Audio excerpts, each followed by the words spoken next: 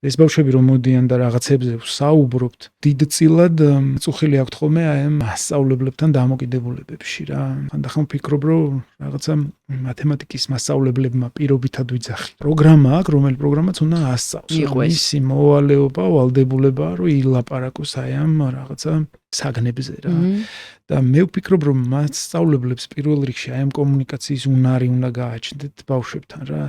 ადამიანობა საუღია ის მათემატიკა და ცოტა ხანი, რა ვიცი, ბოლო 15 წუთი დაუთმე, ჯობია, მაგრამ მე ვერ ასწრებს რაღაც პროგრამას, მე ვერ ასწრებს რაღაც იმას. და აქედან გამომდინარე რაღაცა პრობლემები მე ჩანს. ადამიანურ დონეზეც ამ ბავშვებს უფუჭდებათ ურთიერთობა, უფუჭდებათ თალკე კლასელებთან ურთიერთობა, მე იმ საგანსაც საერთოდ ვერაფერს ვერ იგებს, მე ის მოკლედ კომპლექსური ამბავია. ძალიან სისტემური პრობლემა არის და მთლიანად საგანმანათლებლო სივრცის და სისტემის პრობლემაა. ჩემი აზრით უდიდესი. მთლიანად ქვეყანაში, აი ყველა მხრივ პრობლემა არის ეგ რა.